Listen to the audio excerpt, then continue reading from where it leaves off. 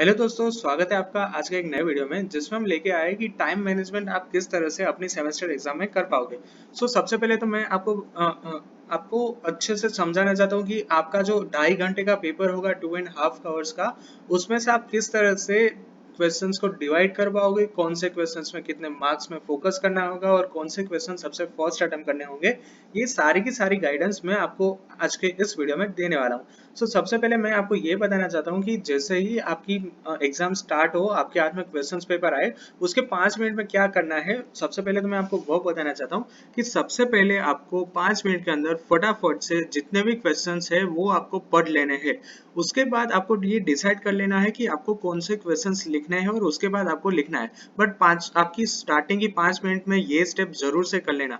अब इसका मैं रीजन आपको बता दूं कि इसमें से जनरली आपने पेपर देखा होगा तो क्या होता है कि क्वेश्चन नंबर थर्ड, फोर और क्वेश्चन नंबर 5 के अंदर आपके पास दो ऑप्शंस रहते हैं, यानी कि थर्ड ए बी सी और उसके अलावा होगा थर्ड ए बी सी। यानी कि आपको 6 क्वेश्चंस में से कोई भी 3 क्वेश्चंस अटेम्प्ट करने रहते हैं। आप पहले की 5 मिनट में अगर आपने डिसाइड कर लिया होगा कि मुझे क्वेश्चन 3 के ऊपर के 3 करने हैं, तो फिर आपके पास जब भी आप क्वेश्चन नंबर 3 पे पहुंचो, आपके पास उस टाइम पे टाइम बिगाड़ने की जरूरत नहीं होगी। उस टाइम आपको डिसाइड नहीं करना रहेगा कि आपके पास तो क्योंकि ऑलरेडी फिक्स कर दिया है। इसी तरह से क्वेश्चन नंबर 4 और 5 के अंदर टोटल 6 क्वेश्चन रहते हैं, उसमें से आपको केवल 3 ही क्वेश्चन के आंसर लिखने होंगे। तो इसीलिए मैं कहना चाहता हूँ कि स्टार्टिंग की 5 मिनट्स के अंदर आपको सारे के सारे क्वेश्चन एक बार जरूर से रीड कर लेने हैं। अब बात करते हैं कि टाइम मैनेजमेंट किस तरह से होता है। सबसे पहले मैं जनरली फटाफट से आपको समझा दूं कि एक जो क्वेश्चन रहता है जीटीयू में किस तरह से होता है। क्वेश्चन नंबर आएंगे 1 2 3 4 5। अब क्वेश्चन नंबर 1 के अंदर होगा एक 3 मार्क का, दूसरा होगा एक 4 मार्क का और तीसरा होगा 7 मार्क का। यानी कि 3 + 4 + 7, यानी कि एक क्वेश्चन के अंदर आपके होने वाले हैं 14 मार्क्स। मैंने सबसे पहले क्या बताया था कि कितने टोटल्स मार्क होंगे, टोटल क्वेश्चंस होने वाले आपके 5। तो 14 × 5 = 70 हो गए ना आपके 70। तो यानी कि 1 से लेके 5 के अंदर हर एक क्वेश्चंस के अंदर सब क्वेश्चंस होंगे और एक के अंदर कितने होंगे, 3।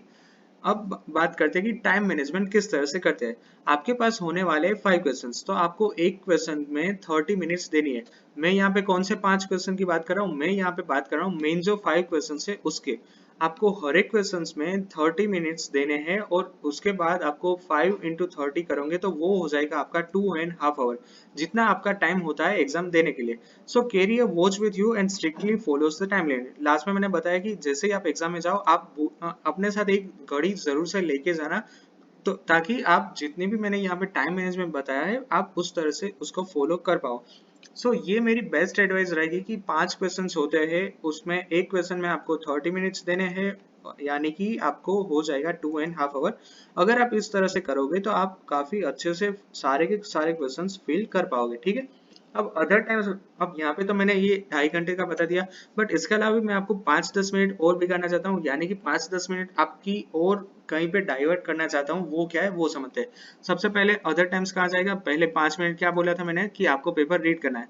लास्ट के जो 5 से 10 मिनट बचे होंगे वो आपको टाइम निकालना ही होगा, क्योंकि उसके अंदर आपको क्या करना पड़ेगा। सबसे पहले आपको ब्राउन स्टिकर्स लगाने पड़ेंगे, टाई अप करना होगा अपना पेपर और स्टेपलर और थ्रेड देना होगा। यानी कि लास्ट में जो आपके 10 मिनट या फिर आप मान लीजिए ना 5 मिनट, 5 मिनट के अंदर जो ब्राउन स्टिकर है वो आपको जल्दी से लगा देने होंगे, क्योंकि अगर आपका एग्जाम का टाइम खत्म हो गया उसके बाद आपने एग्जाम में ब्राउन स्टिकर्स लगाए, तो जो भी आपका एग्जामिनर होगा काफी बार वो आपके question paper sorry answer sheet लेके नहीं जाते। इसीलिए मैं आपको ऑलवेज सजेस्ट करूंगा कि आप हो सके उतनी जल्दी लास्ट के 5 से 10 मिनट के अंदर अपना ब्राउन स्टिकर लगा लेना, टाई अप कर लेना और स्टेपलर या थ्रेड जो भी आपको करना है वो आप लास्ट में 10 मिनट के अंदर जरूर से सबसे पहले वो कर लेना, ठीक है। अब थोड़ी सी यहाँ पे मैं टिप्स देना चाहता हूँ और उसके बाद वीडियो समाप्त करता हूँ, ठीक है। सबसे पहले क्या है कि try to complete your paper 15 minutes prior, यानी कि 2.5 घंटे का पेपर है तो लास्ट में 10 मिनट या फिर 15 मिनट बचे उस तरह से करना। जैसे मैंने बताया कि 10 मिनट में आपको ये करना होगा, तो इसीलिए बोल रहा हूँ कि आपका 10-15 मिनट पहले पेपर खत्म होना चाहिए। अगर आपको क्वेश्चन स्कीप करने हैं तो फिर आप कौन सा करना, 3 और 4 मार्क के स्कीप आप कर सकते हो कोई भी क्वेश्चन, यानी कि टोटल कितने 1 से लेके 5 तक क्वेश्चन होने वाले, एक क्वेश्चन के अंदर होंगे 3, तो फिर टोटल हो जाएंगे 15। 15 क्वेश्चंस में से आप 3 या 4 मार्क के कोई भी क्वेश्चन आप स्किप कर सकते हो। ये मैं जनरली एडवाइस नहीं देता हूँ, बट क्या होता है कि कभी कभी जीडी में इतना लेंदी पेपर होता है कि आप सारे के सारे क्वेश्चंस अटेम्प्ट नहीं कर पाते हो, तो मैं यही सजेस्ट करूंगा कि 3 मार्क का कोई भी क्वेश्चन आप छोड़ सकते हो, ठीक है। और try to add more points already written in answer. Last में मैं बता दूं कि मैंने सबसे पहले ऊपर बताया कि 15 मिनट पहले आप ट्राई करना खत्म हो जाए। उसके बाद क्या करना है कि आपने अपनी जो आंसर बुक में जो भी आंसर लिखा होगा, मान लीजिए कि क्वेश्चन 1 के अंदर है ए के अंदर आपने जितने भी आंसर्स लिखे होंगे उसमें से मान लीजिए कि आपको कुछ पॉइंट्स याद आ गए, तो ऑलरेडी लिखा होता है बट फिर भी आप वो नए पॉइंट ऐड कर सकते हो, ठीक है। तो ये पहला टास्क है जो आप लास्ट में 15 मिनट में कर सकते हो। उसके बाद आपको क्या करना है कि जितना भी आंसर शीट होगा वो आपको फिर से एक बार चेक करना है कि आपने कुछ कहीं गड़बड़ तो नहीं कर दी ना। जो क्वेश्चंस ऑप्शंस में थे, दो में से एक ही लिखने थे, कहीं वो आपने दोनों के दोनों क्वेश्चंस नहीं लिख दिए। आपको ये सारा का सारा लास्ट में चेक करना पड़ेगा। इसके बाद आपको चेक कर लेना है कि ब्राउन स्टिकर ठीक से लग गए, बारकोड हो चुका है, और टाई अप यानी कि लास्ट में जो थ्रेड या फिर स्टेपल आपको जो भी करना है वो कर सकते हो। बट वो आपको एक बार कंफर्म कर लेना है कि सारे के सारे सब कुछ रेडी है, ठीक है। और always ask for 2 threads. Last का पॉइंट थोड़ा सा आपको डिफरेंट लगेगा। अब बेसिकली होता क्या है पता है, एग्जाम एग्जाम के अंदर जो भी एग्जामिनर आता है ना, वो आपको पकड़ा जाता है एक थ्रेड। अब थ्रेड यानी कि जो वो सप्ली टाइप करने के लिए वो जो धागा आता है ना, उसको मैं थ्रेड बोल रहा हूँ, ठीक है। अब वो आपको पकड़ा के जाएंगे ओनली 1 थ्रेड। तो आपको एक थ्रेड जरूर से मांग लेना है, क्योंकि मान लीजिए कि आपने 2-3 एक्स्ट्रा सप्ली भरी है तो एक थ्रेड कभी कभी निकल जाता है। इसीलिए मैं सजेस्ट करता हूँ कि ऑलवेज आपको एग्जामिनर के पास मांग लेना है एक और थ्रेड, और आपको 2 थ्रेड से ही अपनी जो आपकी जो आंसर शीट है वो टाइप करनी रहेगी, ठीक है। So that's it for today's video. I hope कि आज का वीडियो कुछ इन्फॉर्मेटिव रहा होगा, आपने कुछ नया सीखा होगा। अगर आपको वीडियो अच्छा लगा then please press the like button.